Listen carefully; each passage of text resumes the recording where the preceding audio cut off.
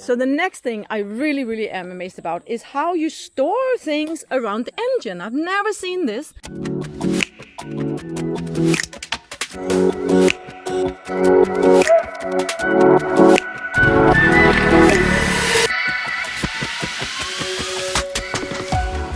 Hello guys, and welcome once again to Mozambique. We are in Vilene, and I'm here with Joana and Joshua from Wetzlosweltwärts and Kinga on her bike.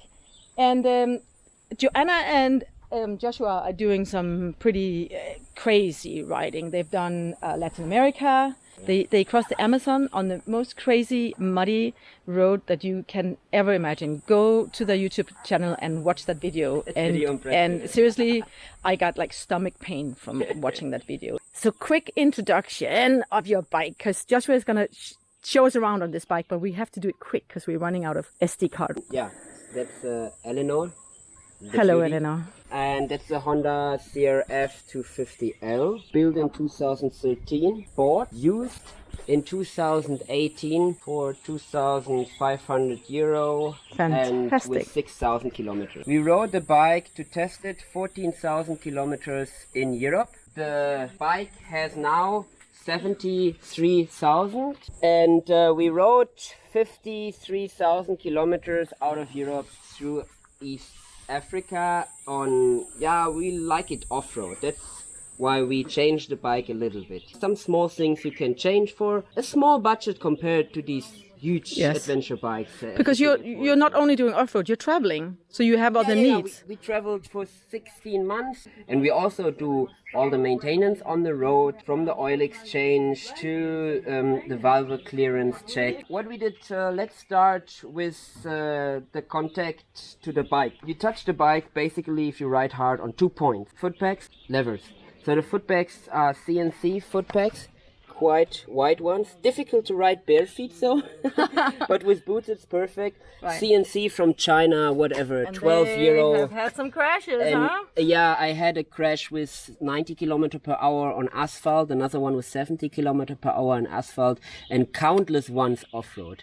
Then a nice gearbox lever that also had some crashes, and it's still there. I see it. And on the other side is the brake lever. It's also a different one, a little wider, with a small connection. So actually some changes come out of the motocross and enduro standards like that here to prevent the thing from getting bent out. Levers are so-called...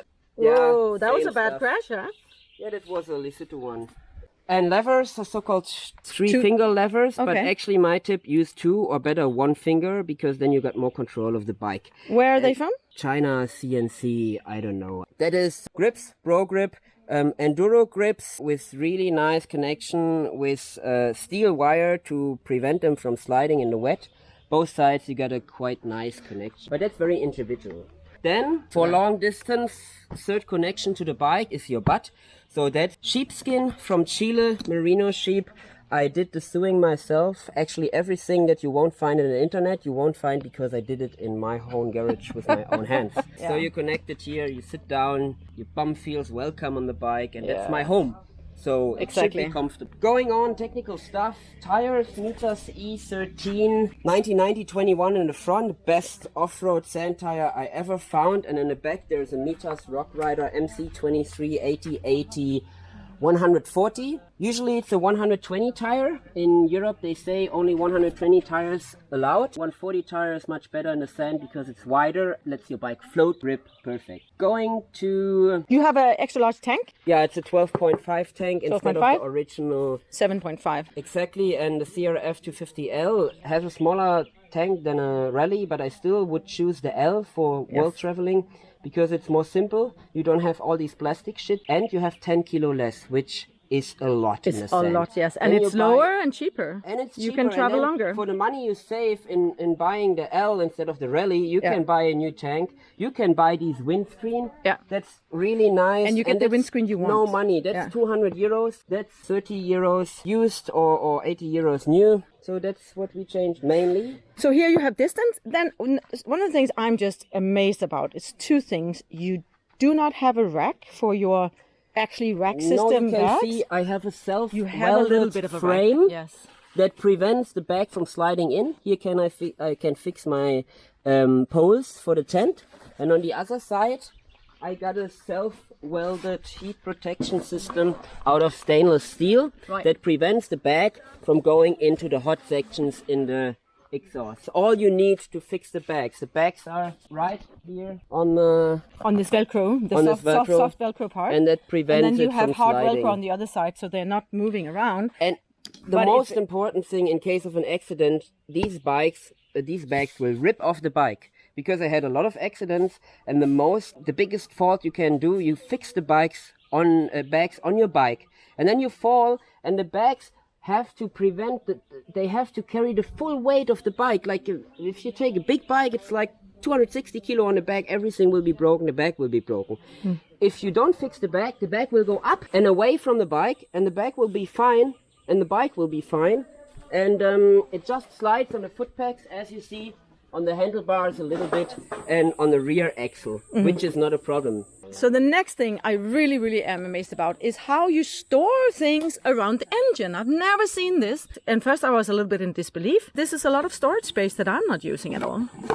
So what do you keep in there? Water, petrol, gearbox oil for lubricating the chain, my hammock, water, and on the other side also petrol. And this one, you say this can take more heat than the engine will ever get hot. This is polyethylene. It has it sends temperatures up to 250 degrees before it starts melting. And if the outside of your engine reaches 250 degrees, you have other problems than your water canister. Your engine will be destroyed fully before that temperature. And then you don't have a protection for your radiator. Where?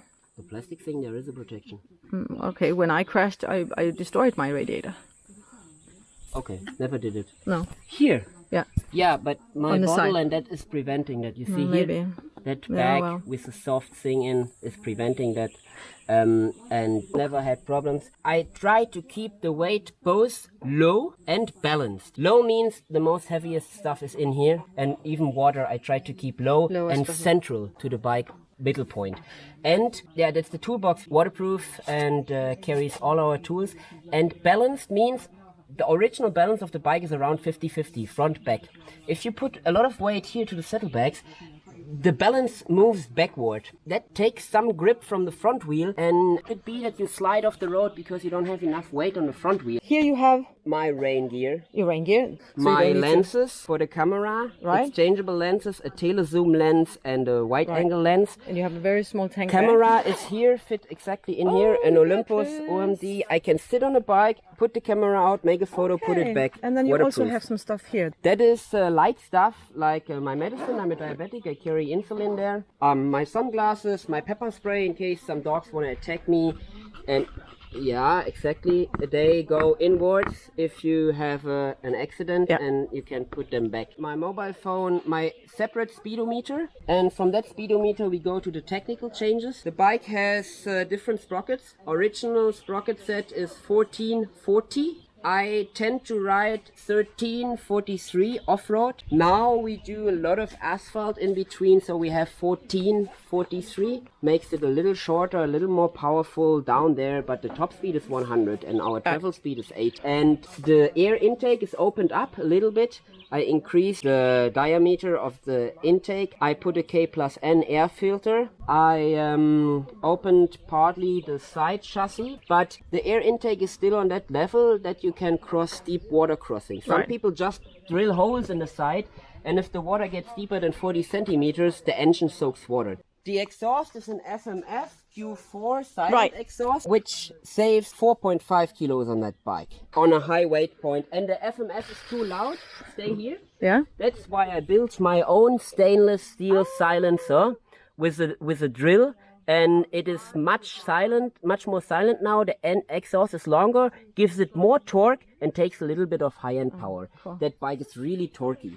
As traveling, torque is much more expensive than horsepower. And I got a chip tuning system from EGK connected to my injection, where I can increase or decrease the fuel injected, decrease it for high altitude, increase it for sea level, and more torque. Still, the consumption is only 0.2, 0.3 liters.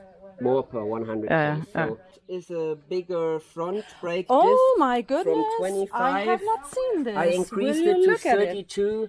Make it much more handleable off-road with all the luggage, and yeah, it is more easy to use it with one Will finger. you look at this brake disc? This has been used, huh? There's almost nothing left here, believe We're in me. Africa. We don't measure in Europe standards.